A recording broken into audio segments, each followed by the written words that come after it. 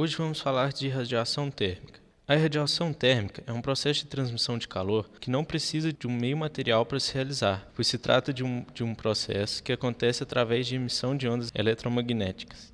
No cotidiano, deparamos com situações que o calor irradia através de ondas infravermelhas, mas nem sempre nos damos conta do conceito físico envolvido no processo. Temos aqui alguns exemplos em que ocorre essa irradiação térmica. Os alimentos que são preparados em fornos são assados por ação do calor irradiante. As lareiras usadas para aquecer as casas, onde faz frio intenso, aquecem o meio ambiente porque irradiam o calor. A radiação térmica ocorre também nas estufas de plantas, que são ambientes construídos com paredes de vidro transparentes às ondas infravermelhas de alta frequência emitidas pelo Sol e com um chão escurecido com grande capacidade de absorver energia. A energia radiante é remetida pelo chão e pelos corpos dentro da estufa sob a forma de radiação infravermelha de baixa frequência, para a qual o vidro é opaco e não deixa essas ondas saírem. É por esse motivo também que os carros com vidros fechados, mantidos sob irradiação solar, têm um interior muito mais quente que o ambiente externo. Bom, hoje nós vamos falar um pouquinho do infravermelho. Vamos começar então com a sua descoberta. Bom, em 1800, o astrônomo inglês William Herschel colocou um prisma de vidro à luz do Sol, fazendo com que a luz branca que entra no prisma saia e se divida em outras 7 cores, as cores do arco-íris, processo chamado de dispersão da luz branca. Herschel coloca então um termômetro em cada uma das regiões das cores projetadas e percebeu que a luz vermelha esquenta o termômetro mais que a luz violeta, ou seja, a luz vermelha era a cor que transportava mais calor.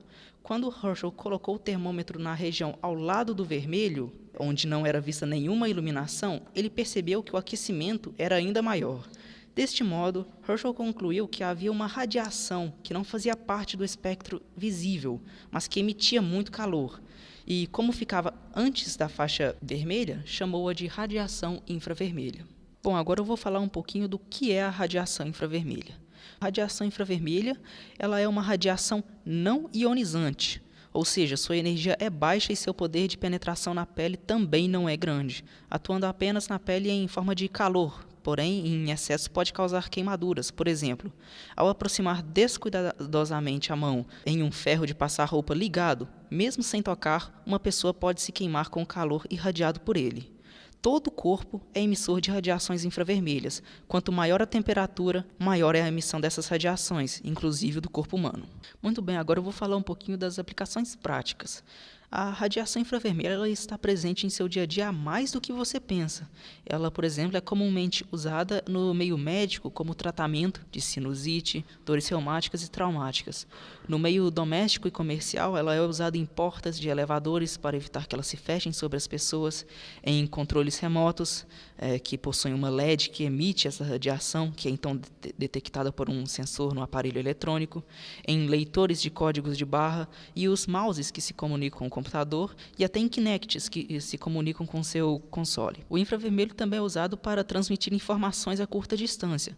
Alguns celulares mais antigos eram capazes de fazer isso, mas o infravermelho deu lugar ao conhecido Bluetooth, que tem alcance maior e é bem mais rápido. No meio policial e militar, ela é usada em operações noturnas, onde a visibilidade é pouca, mas por meio de um óculos que possui câmeras de termografia infravermelha, o seu usuário consegue ver variações de temperatura à sua frente, incluindo a de um corpo humano, obviamente. Bom, como visto antes, qualquer corpo que esteja acima da temperatura de 0 graus Kelvin, ou seja, ele é o zero absoluto, e também menos 273,15 graus Celsius.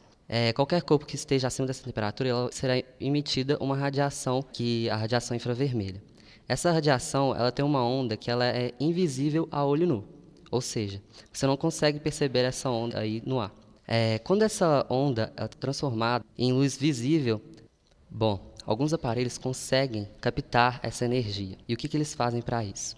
Quando a energia ela entra no aparelho, ela é concentrada sobre uma placa que ou será revestida sobre algum metal semicondutor. E quando ela incide sobre a superfície interna, vai arrancar alguns elétrons e isso vai gerar uma corrente elétrica, conhecido também como efeito fotoelétrico. Nisso, atrás dessa placa fotoelétrica, uma malha de sensores vai captar os pulsos elétricos e transmitir o sinal a uma tela que seja do aparelho. Nisso será transformado em luz visível e comporá a imagem a ser transmitidas. E isso acontece como? Os pixels eles vão passar para a imagem, compondo essa imagem, claro. O sinal elétrico de cada um desses pontos vai ser processado numa imagem monocromática e as cores poderão ser acrescentadas depois, mudadas de acordo com a intensidade do sinal recebido. A gente tem algumas aplicações já, e uma delas é a luneta infravermelha, que foi inventada na Segunda Guerra Mundial, e ela permitia que você enxergasse à noite tudo que estivesse a um raio de 100 metros. Também a gente tem o LED, que ele é um LED infravermelho que ficava no óculos de visão noturna, que ele solta essa radiação e com isso você consegue captar a luz que esteja em volta num lugar muito escuro. A gente também tem as câmeras térmicas, que elas vão ser usadas para ver os pontos quentes e frios que não são detectáveis, né, mas que você poderá ver a diferença deles.